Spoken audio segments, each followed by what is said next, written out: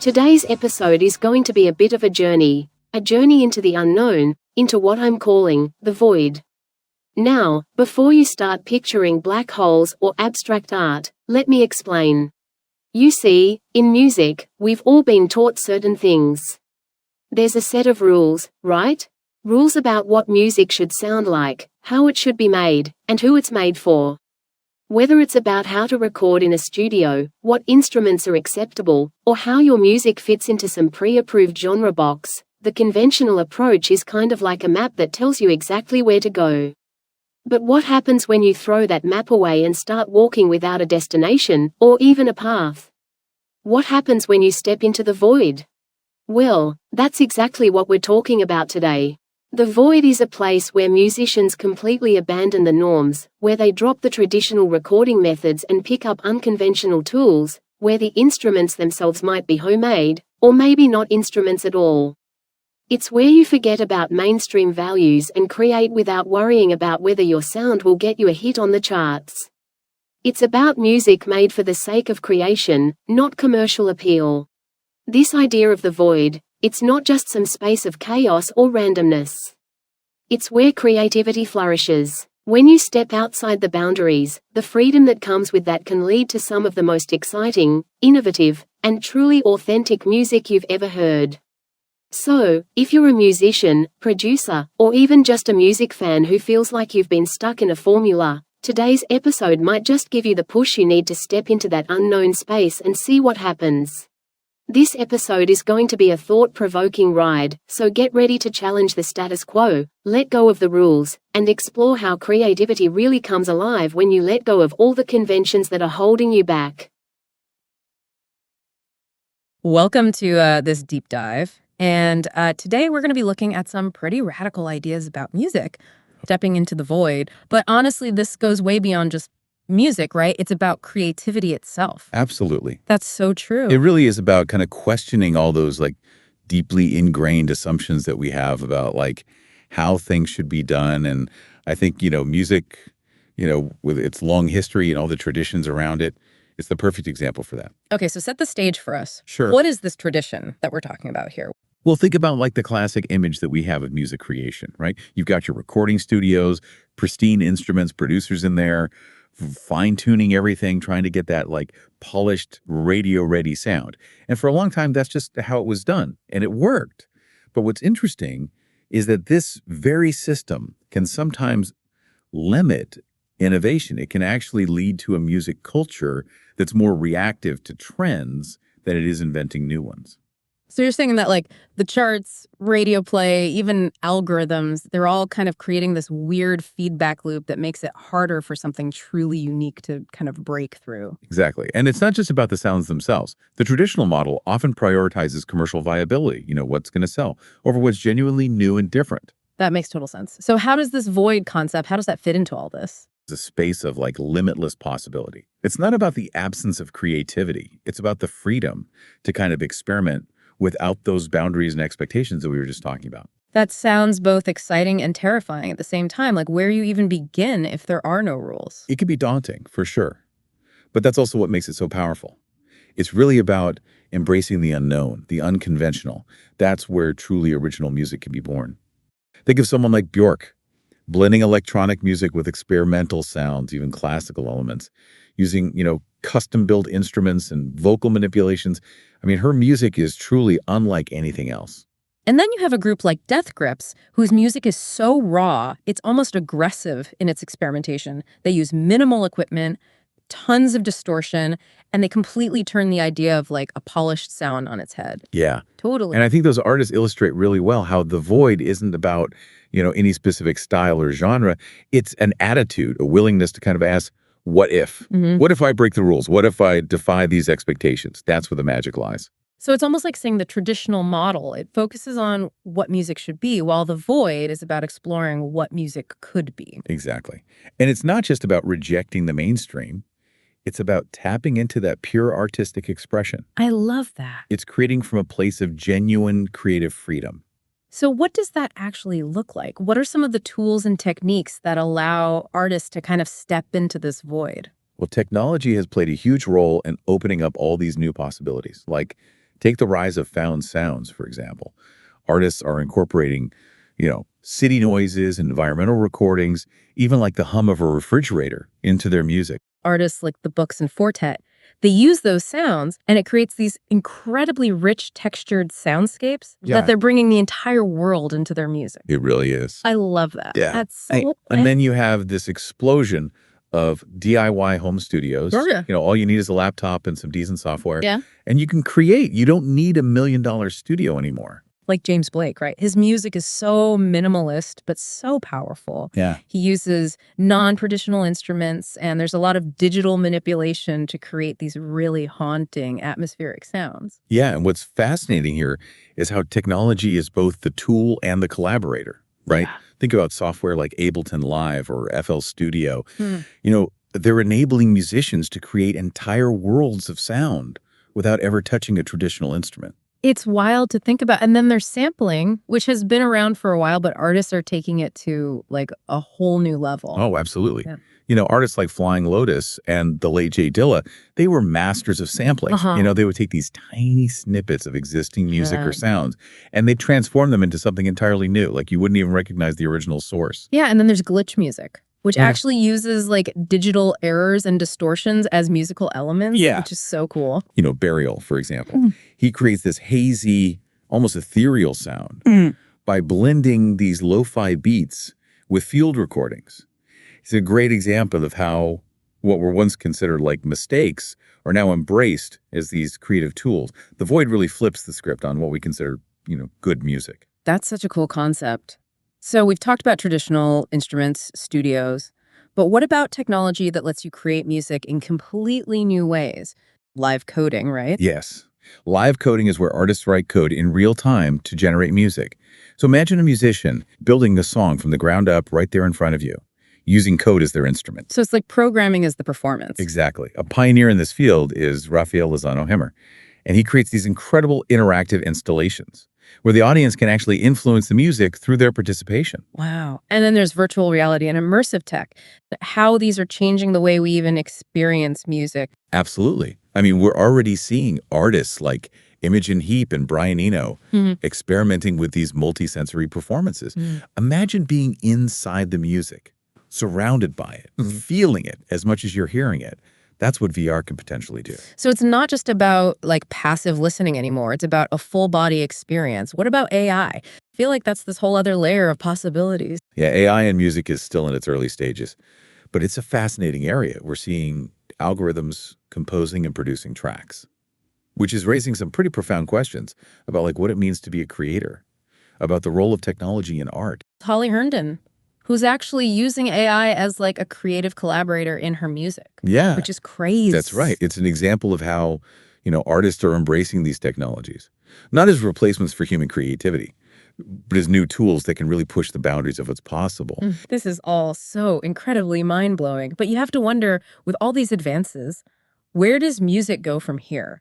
Will we see like mainstream pop stars performing live coded concerts in VR? It's certainly a possibility. And we're already seeing some mainstream artists like Billie Eilish, Travis Scott, Beyonce, incorporating these technologies and experimenting with new sounds and approaches. Yeah. So it's definitely happening. This is all really inspiring, but to be totally honest, it's also kind of intimidating. I mean, not all of us are going to be Bjork or Death Grips. It's not always easy to just break away from those ingrained ideas of what music should be, Yeah. because you can feel like you're taking this leap into the unknown. So how do you even begin to shake off those expectations, those pressures to conform? It takes courage, for sure. Remember how we were talking about how the traditional music industry can sometimes prioritize commercial viability over genuine innovation? Stepping into the void means kind of rejecting those external pressures, the need for validation, the desire for chart success, the fear of being judged. I mean, it's so much easier to just stick with what's familiar, what's proven to work. Real creativity often comes from embracing that discomfort, from pushing beyond what you're used to. Exactly. And that could be a real challenge, especially in a field like music, where there's so much emphasis on polish and perfection. It's almost like we've been conditioned to believe that music has to sound a certain way to be considered good. That makes me wonder how many potentially amazing, groundbreaking pieces of music never even see the light of day because artists are too afraid to like step outside that box. That's a great point. Yeah. This is a shift in mindset. It encourages you to create for yourself, for the pure joy of expressing your own unique voice, rather than trying to please others or chase some like external definition of success. So it's about finding that internal compass, that sense of what feels authentic to you, regardless of what the trends or the algorithms might be telling you. Yes. When you let go of that need to please everyone else, you create space for something truly original and personal to emerge. So it's like it's about embracing this idea that your music doesn't have to be perfect. It just has to be yours. That's such a crucial point. And I think it's especially important for like young artists who are just starting out. It's so easy to get caught up in comparisons, in trying to sound like someone else or to fit into some, predetermined mold. When you're not afraid to fail, you're more likely to take risks, to push your creative boundaries, and to discover new possibilities that you might have otherwise missed. I love that. Yeah. So it's not just about the end product, the finished song, the album. It's about the process, the journey of exploring and discovering your own unique sound. And that journey can be incredibly rewarding in itself, even if it doesn't lead to, commercial success or mainstream recognition. So many examples of artists who have found immense satisfaction and fulfillment in creating music that's true to themselves, regardless of whether it fits into any existing category or achieves widespread popularity. And those are often the artists that end up influencing the next generation, right? Yeah. The ones who break the mold and pave the way for others to do the same. Absolutely. Think about like Kraftwerk, those German electronic music pioneers we mentioned earlier. Yeah. Their music was so ahead of its time, so unconventional. It didn't fit neatly into any existing genre. And yet their influence on hip hop and electronic music as a whole is undeniable. Right. And you could say the same for someone like FKA Twigs, who blends those experimental electronic sounds with R&B and avant-garde performance. She's created this totally unique world, both musically and visually. And she's inspired countless other artists to push their own creative boundaries. And then there's Sophie, a true visionary who tragically passed away a few years ago, but whose impact on music is still being felt today. She pushed the boundaries of pop music with her incredibly futuristic production, synthetic textures, and distorted sounds. And she was fearless in her experimentation. And her music continues to inspire artists to think beyond, like, the conventional norms of what pop music can be. These artists, and so many others who have dared to step into the void, prove that true creativity often thrives outside the mainstream.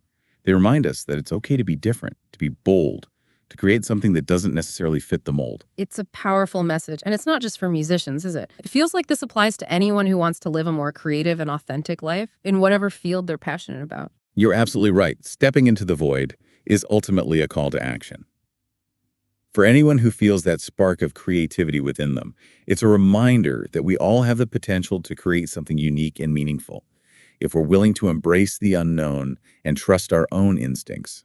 So it's not necessarily about becoming like a famous musician or artist. It's about tapping into that creative energy that exists within all of us and finding ways to express it authentically without letting fear or self-doubt hold us back. Exactly. It's about rediscovering that like childlike sense of wonder and playfulness, that pure joy of making things just for the sake of making them. Because at the end of the day, that's where true fulfillment lies. It feels like such a simple concept.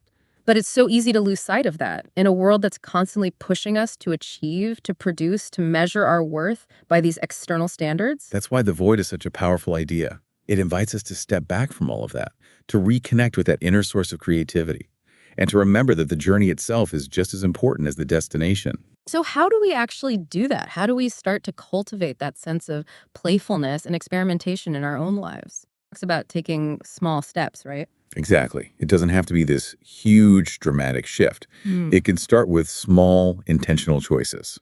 If you're a songwriter, maybe you try a different chord progression than you normally would. If you're a painter, experiment with a new technique or medium. The point is to just, nudge yourself a little bit outside your comfort zone and see what happens. I love that. Yeah. It's about finding those little opportunities to be more playful and less precious with our creativity. It's about letting go of the need for perfection and allowing yourself to just have fun with the process. Because sometimes the most interesting discoveries happen when we're not trying so hard to control the outcome. Exactly. When we allow ourselves to be surprised, to make mistakes, to stumble upon something unexpected, that's when the magic really starts to happen. It makes you wonder what the world would look like if more of us embraced that approach, not just in music, but in all aspects of our lives. It's an exciting thought, isn't it? A world where we're all a little bit more courageous, a little bit more willing to experiment, a little bit more open to the unknown. I think it would be a world full of more joy, more innovation, and more like genuine human connection. I agree. And I think The Void offers a beautiful and inspiring vision of what that world could look like. It's wild to think about all this. And, as we're talking, I keep thinking back to that idea of the void as this like limitless space of creative possibility. What does that actually mean for the future of music? What might it sound like, look like, feel like? It really is a question that just sparks the imagination. And I think a lot of it hinges on how technology continues to evolve. Yeah. Think about how we experience music now, often through, headphones or speakers. But what if music could be something that you actually stepped into, something that surrounded you? Like VR and AR. And those feel like such obvious paths forward, right? Absolutely. Imagine attending a concert in VR and you're not just watching a performance, but you're actually immersed in the music. You're feeling the vibrations, maybe even influencing the soundscape in real time. It's not hard to imagine, is it? Yeah. I mean, we're already seeing virtual concerts happening in video games like Fortnite, reaching millions of people in this completely new way. Yeah, and imagine video games themselves, where the music isn't just this background track, but it's like a dynamic element that responds to your choices and actions as a player, creating a truly personalized experience. Yeah, that level of interactivity would completely change the role of music in storytelling, wouldn't it? Absolutely. It becomes less about passive listening and more about active participation. And with all these new platforms too, like SoundCloud and Bandcamp, even TikTok, artists have more ways than ever to connect directly with their audience. They can kind of bypass those traditional gatekeepers of the music industry. That democratization in music creation is really exciting. It means we're likely to hear more diverse voices, more experimental sounds, more music that just defies categorization. I mean, the future sounds pretty eclectic. That's so true. But here's the big question. Will the mainstream catch up? Will we see like big pop stars performing live coded sets in VR? It's tough to predict, but I think there's reason to be optimistic. We're already seeing mainstream artists like, Billie Eilish, Travis Scott, Beyonce, experimenting with new technologies and kind of pushing the boundaries of what pop music can be. So maybe, just maybe, the future's music is one where those lines between the mainstream and the experimental, between artist and audience, start to blur. A future where the creative playground is truly open to everyone. It's a future I'm excited to be a part of. Me too. So as we wrap up this deep dive, I think the message is pretty clear. The void isn't just some abstract concept.